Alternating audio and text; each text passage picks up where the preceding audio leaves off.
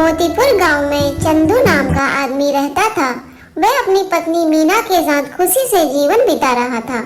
एक बार जब धान की रोपाई चल रही थी, तभी तैयार होकर खेत में जाने लगा। चंदू अपनी पत्नी से कहता है, मैं जा रहा हूँ खेत पर, तुम बाद में आ जाना खाना लेके। और भाग्यवान, जरा लस्सी भी ले आना थोड़ा सा।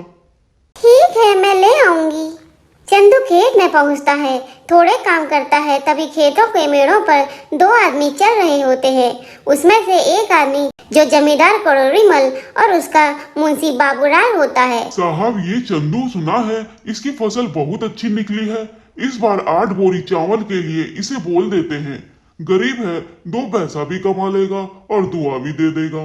ठीक है बाबूलाल, जाकर उसे बता दो। जी मालिक। अरे ओ चंदू, सुनो तो, क्या बात है बाबूलाल भाई? जमींदार साहब तुझसे मिलना चाहते हैं। मुझसे मिलना चाहते हैं? क्यों? अरे वो तेरा फसल खरीदना चाहते हैं, जल्दी जा। जी साहब जी। आओ चंदू आओ, सुना है तुम्हारी फसल बहुत अच्छी होती है। क्या इस बार की फसल तुम हमें बेचना चाहोगे?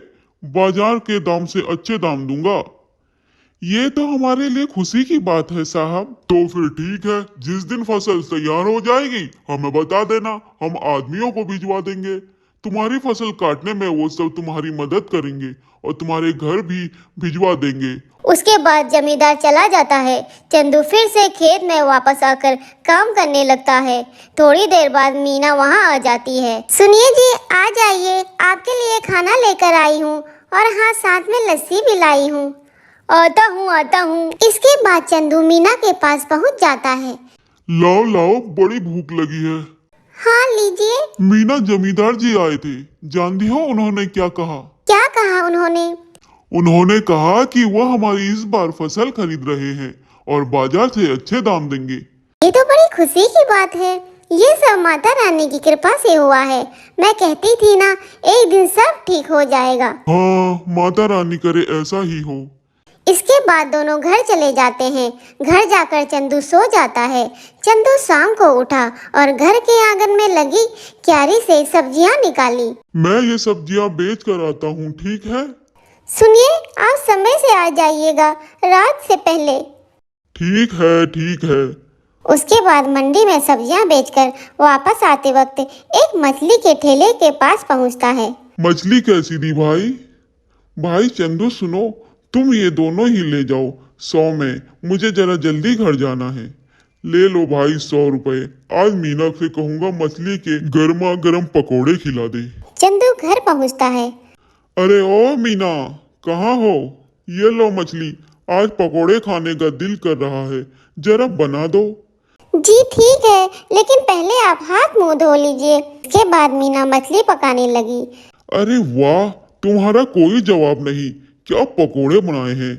इसी तरह कई महीने बीत गए। मीना, मैं खेत जा रहा हूँ, जमींदार के आदमी पहुँचते ही होंगे। चंदू खेत में गया। चंदू चल, तैयार हो जा, बहुत काम करना बाकी है आज। जमींदार के आदमी वहां पहुंच गए। आइए, सब काम पर लग जाते हैं। सेठ ने कहा है कि जल्दी से सारा काम निपटाकर फसल चंदू के घर पहुंचानी है। सबने मिलकर फसल काटी और 8 बोरियां तैयार कर दी। तभी वहां मीना आई। अरे ये क्या, इतनी जल्दी काम भी हो गया? मीना, इसलिए तो हम कहते हैं एकता में ही बल है। जो काम मैं अकेले 2 दिन में करता था, वे हम 4 लोगों ने मिलकर कुछ ही टाइम में कर लिया। इसके बाद सबने मिलकर बोरियां चंदू के घर तक पहुंचा दी।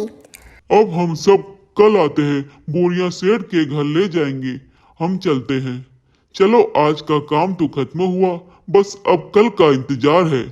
उसने सारी बोरियां घर में रख दी। तभी आधी रात में चंदू के घर के बाहर कुछ चोर बातें करते हुए। सुनो, सब ठीक है, ध्यान से घुसना। अगर हम खाली हाथ लौटे तो सरदार हमें छोड़ेगा नहीं। सब धीरे धीरे चंदू के घर की सारी बोरियां चुरा लेते हैं। सुनिए जी, उठिए ना, देखिए क्या हो गया। क्या हो गया? उठिए ना। क्या बात है भाग्यवान, ऐसा क्या हो गया? तुमने सारा घर सिर पे उठा लिया। गोदाम से सारी बोरियां चोरी हो गई हैं। क्या? चोरी? कहाँ पर? गोदाम में, आइए ना, खुद देख लीजिए। हे भगवान, ये क्या हो गया? जमींदार जी के आदमी कभी भी आते होंगे। माता रानी, मैंने किसी के साथ कुछ बुरा नहीं किया, फिर भी मेरे साथ क्यों हुआ? आंखों से आंसू आने लगते हैं। तभी वहाँ जमींदार के आदमी आ गए। अरे भाई चंदू, बोरियां तैयार है ना? नहीं भाई, कल रात को किसी ने अनाज की बोरियां चुरा ली हैं। अरे ये क्या कह रहे हो भाई? जमींदार जी कहीं गुस्सा न हो जाएं। तुम तो उनका गुस्सा जानते ही हो। चलो उनसे बात तो करनी ही पड़ेगी, चलो अब। चंदू बाबूलाल के साथ जमींदार के घर जाता है। करोड़ी मल। क्या चंदू, तुम सब खाली हाथ क्यों आ गए हो? जमींदार जी, कल रात को हमारे घर में चोरी हो गई। सुबह देखा तो गोदाम की बोरियां गायब हो चुकी थी। कहीं तुमने किसी और को बेहतर दाम के चक्कर में बेच तो नहीं दी? नहीं नहीं जमींदार जी, सच कह रहा हूँ। सेठ जी, एक ही गांव में रहना है हम सबको, भला झूठ क्यों बोलेंगे? कितने दिन बच पाएंगे? ठीक है, लेकिन अगर मुझे पता लगा कि तुमने किसी और को दिया है, तब देख लेना तुम्हारी खैर नहीं है। कुछ दिन तक चंदू मीना दोनों उदास थे। चंदू सब्जियों को बाजार में बेचता है और जो कमाता है उसे बहुत ध्यान से खर्चे करता है। चंदू खाना खाने बैठता है। सुनिए ना, कितने दिन हो गए हमें इस तरह सब्जियां बेचते हुए, लेकिन हमारा घर मुश्किल से चल पा रहा है। घर भी हालत ठीक नहीं है। हमारा गुजारा सिर्फ सब्जियां बेचकर ही नहीं हो सकता। पहले तो अनाज बेचकर हम अच्छे खासे पैसे कमा लेते थे, जिससे साल भर थोड़ा थोड़ा घर का खर्चा चल जाता था। लेकिन अब तो हमें अगली फसल तक इंतजार करना पड़ेगा। मैं जानता हूँ भाग्यवान, लेकिन कुछ समझ नहीं आ रहा। अचानक चंदू थाली में रखा अचार रोटी के साथ खाने लगता है। अरे भाग्यवान, अचार? क्या अचार? मतलब क्या है तुम्हारा? मैं आपको अचार की तरह लगती हूँ? आप मेरे बारे में यह सब सोचते हैं?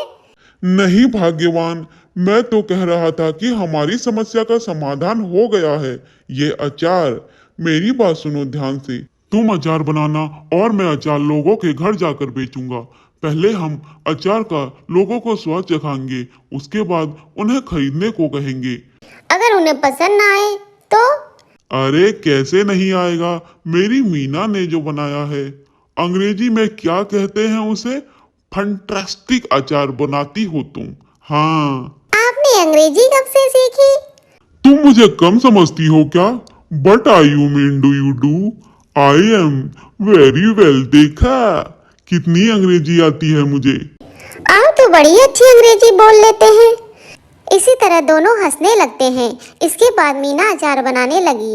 मीना ने अचार के डिब्बों को पैक कर दिया और चंदू उन्हें लेकर गांव में बेचने चला। घर पे कोई है भाई? अरे चंदू भैया, आप यहाँ कैसे? अचार बेचने का काम शुरू कर दिया भाई, इसलिए घर घर जाकर बेच रहा हूँ। अचार खरीदना चाहोगी? जरूर, जरा चखाना तो भैया।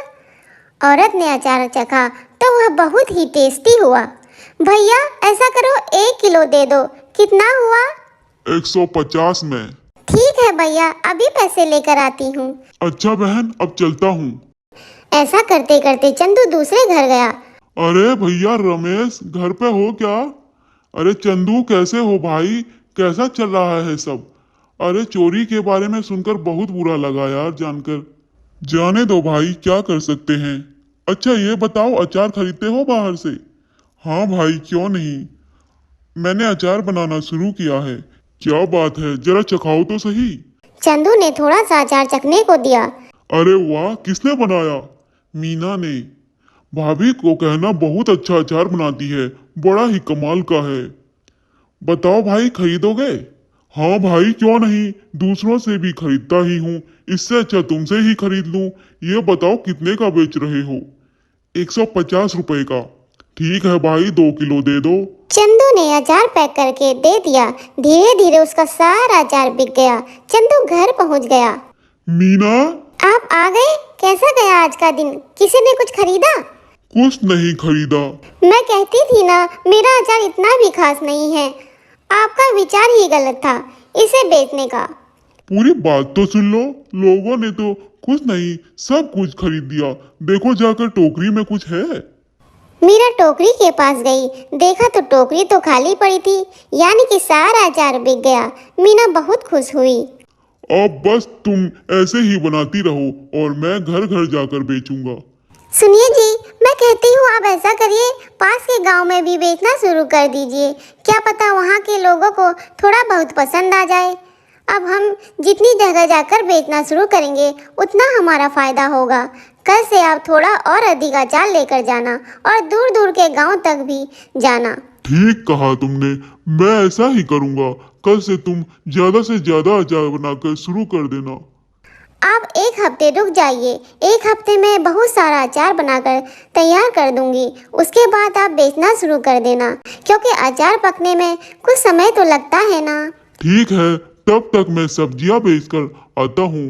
इससे हमारा घर भी चल पाएगा और हमें कोई नुकसान भी नहीं होगा।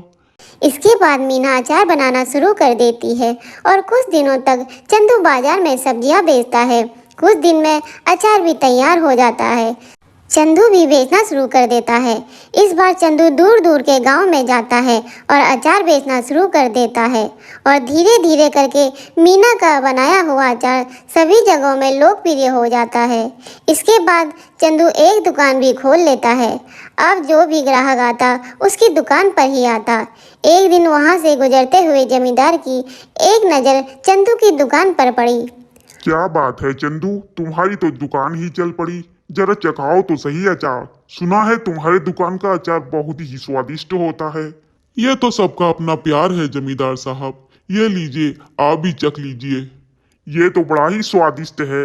ऐसा करो, हमारे घर पर 60 किलो अचार पहुंचा देना। हमारे यहाँ बहुत ही बड़ा भंडारा है। एक हफ्ते में हम तुम्हारे घर पर कुछ लोगों को भेज देंगे रात को, इसलिए तुम सारा सामान तैयार रखना। जी जमींदार साहब। रात को जमींदार के लोग चंदू के घर नहीं पहुंचे। रात भी काफी हो गई थी। ऐसा करिए, आप सो जाइए। अगर कोई आया तो हमें पता ही चल जाएगा, तब उठकर उनका सामान दे देना। तुम ठीक कहती हो मीना, सो जाता हूँ। क्या पता वह कल आए, आज ना आ पाए। चलो सो जाते हैं। अगले दिन जब चंदू और मीना उठे तो घर में फिर से चोरी हो चुकी थी। इस बार चोरी अचार की हुई थी। सुनिए, घर में फिर से चोरी हो गई।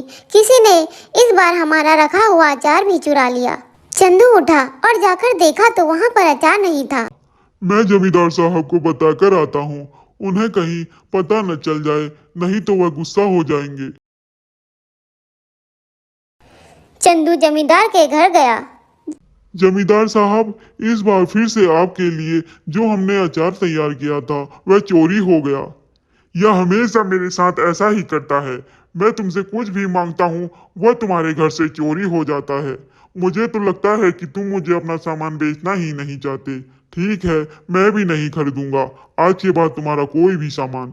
ऐसी बात नहीं है जमींदार साहब, आप खुद ही सोचिए, मैं आपका दुश्मनी क्यों करूंगा। आप चिंता मत करिए, मैं आपके लिए दोबारा 60 किलो अचार तैयार रखूंगा। ठीक है, अगर इस बार कोई भी गलती हुई तो देख लेना।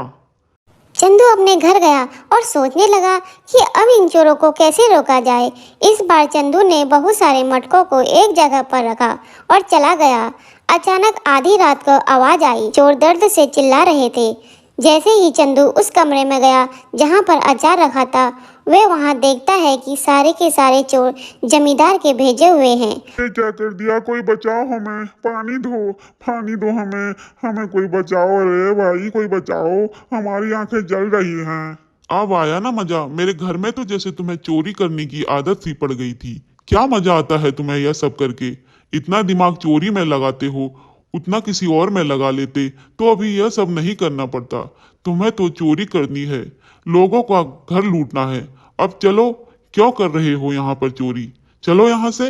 यह सब हमने नहीं किया, यह सब हमने अपनी मर्जी से नहीं किया भाई। हमें सब करने के लिए बाबूलाल ने कहा। क्या बाबूलाल? भला उसे क्या जरूरत पड़ी चोरी करने की? ये तो मुझे नहीं पता। आप हमें माफ कर दीजिए, अब पुलिस को मत बुलाइए भाई।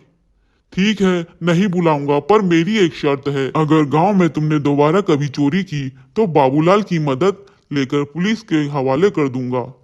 ऐसी नौबत ही नहीं आएगी भाई। भाई माफ कर दो। के बाद चोर चले जाते हैं। अगले दिन चंदू जमींदार साहब के घर गया। उसने जमींदार को सारी बात बताई। जमींदार साहब, यह बाबूलाल ही है जिसने आज तक हमारे घर में चोरियां करवाई हैं। तुम कैसे कह सकते हो सारी चोरियां बाबूलाल ने ही करवाई हैं? क्योंकि कल मैंने खाली मटकों में गोदाम में रखकर उसमें मिर्चियां भर दी। जैसे ही उन्होंने दरवाजा खोला, उनके ऊपर लाल मिर्ची गिर गई और उनकी आंखों में जलन होने लगी। वह चिल्ला पड़े। बस मुझे पता लग गया। मैंने उनके पास गया और उनसे पूछा तो वह तोते की तरह बटर बटर करने लगे। इस बाबूलाल को पकड़ लो और पुलिस को फोन करो। तभी सेठ ने आदमी बाबूलाल को पकड़ लिया। मुझे माफ कर दीजिए जमींदार साहब, कुछ करिए, भला मैं तुम्हारे यहाँ इतने सालों से काम पे हूँ। मुझसे क्या माफी मांग रहे हो? गलत तो तुमने चंदू के साथ किया है, उससे माफी मांगो। मुझे माफ कर दो चंदू, मैं आज के बाद कभी भी ऐसा नहीं करूंगा। लालच में मैंने बहुत बड़ी गलती की है। गलती तो तुमसे हुई है, लेकिन तुम्हें छोड़ देना मेरे बस का नहीं। आज तुमने छोड़ दूंगा तो कल उनके पास एक सबक तो जाना चाहिए। जैसा करोगे वैसा भरोगे, इसलिए मुझे किसी चीज की उम्मीद मत रखो। तभी दो पुलिस वाले आकर बाबूलाल को गिरफ्तार कर लेते हैं और उसे ले जाते हैं। भाइयों, अचार ले आओ। बहुत सारे आदमी अचार लेके आए और मटके वहां पर रख दिए। ये लीजिए जमींदार साहब, इस बार आपके घर में हमारा सामान आखिरकार पहुंच ही गया। ये लो तुम्हारे पैसे चंदू, तुम सच में ईमानदार और मेहनती किसान हो। हमें तुम पर नाज है। आपका बहुत बहुत शुक्रिया सेठ जी। चलिए अब मैं चलता हूँ। इसके बाद चंदू अपने घर लौट गया। इसके बाद चंदू के घर में कभी भी चोरी नहीं हुई और चंदू काम बहुत खुशी खुशी और अच्छे से करने लगा।